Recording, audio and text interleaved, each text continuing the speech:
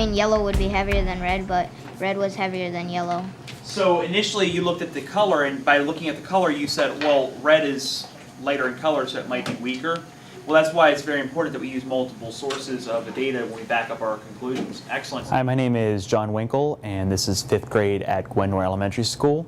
And today we're going to be doing science. We're going to be investigating the concentration of 4 different mystery chemicals. Here in North Penn we use different science kits, and we are currently using a FOSS kit, Mixtures and Solutions. Basically it walks you through a set of investigations in order to lead to a greater understanding of a concept. And North Penn does an excellent job at replenishing the materials. Everything comes to you in a nice kit.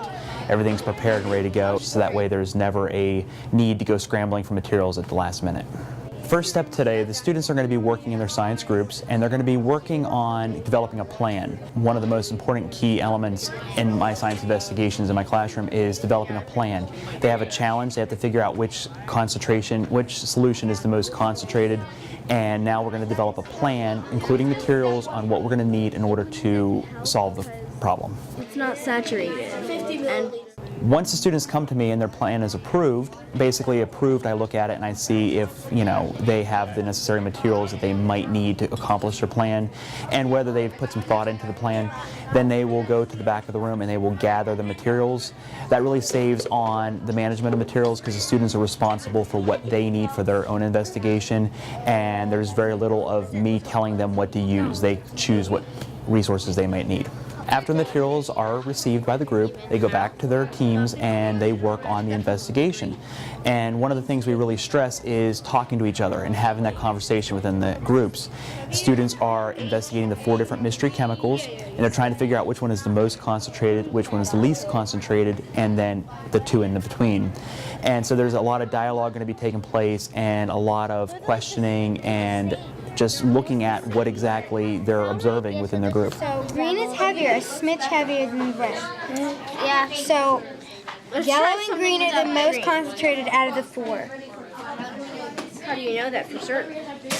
Its Concentration is how light and dark something is. Let's try putting this one. Very good. Okay, good idea. Yeah, we should compare something other than green. Yeah. Red looks heavier. Red is definitely heavier. By this side, How about red and yellow? Within the groups, they are responsible for their own plan. So when you're walking around the room, you'll see different groups choosing different ways of solving the problem. And as a teacher, this kind of makes me take a step back, because I'm no longer solely in charge of dictating how the students accomplish the task. If you notice, all students are on task. It's just we're choosing different tools, we're choosing different methods in order to draw conclusions.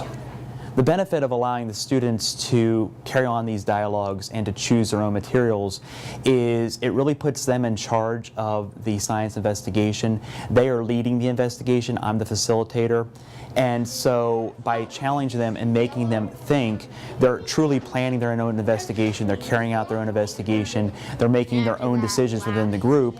And the groups are trained to the point now where they are not going to go way off task.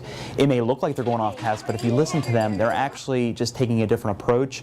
And so every group is equally engaged. It's just allowing that conversation to take place.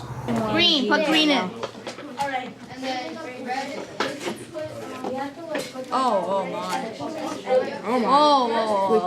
One of the key things in this investigation was students were posed with 4 different mystery solutions, and the kit actually dictates 3. I added a 4th because what they don't know, or what they found out shortly after doing the investigation, was that the 2 middle solutions actually had the same concentration.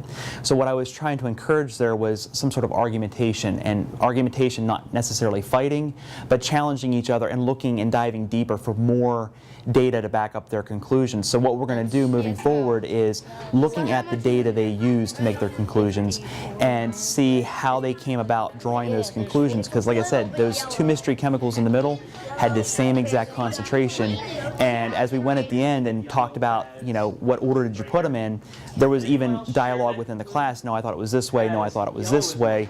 So that allows that, how can we probe deeper and get some better understanding. Because we all pulled our chemicals from the same cups, so it's not like we were using two different sets of chemicals here. So I'm kind of curious to see what evidence you guys use to back it up. In my science class, what I really want the students to receive is just a love for science, and really just walk away from 5th grade having a love for science and being able to think about science. In MISE, the Merck Institute for Science Education, we've been focusing a lot on the practices of science, and that science is not necessarily opening a kit and doing it lesson by lesson, but through the practices of science, leading the kids into deeper understanding of science concepts, challenging them with situations such as this where they're meant to think about the different elements, and they're meant to, wrestle with what, the question was. How do you figure out what these mystery chemicals are? What's the concentration? So really it's about diving deeper and allowing the students to think, and really just allowing them the chance to investigate and get a better love for understanding for science. Conclusions, you'll be able to back it up with some evidence from the weights, I'm assuming, correct? All right, good. That's an excellent plan. Go ahead and get shopping. So this year, hopefully when students leave me, they are ready not only for the middle school, 6th grade middle school and beyond, but hopefully they leave with a love of science, because we all know that science is where the future jobs are going to be. And so really just creating that love early on is my goal in 5th grade. Oh, it's dark green. It's dark green. For all of these stories and more, log on to nptv.npenn.org for all of our programming at your fingertips 24 hours a day.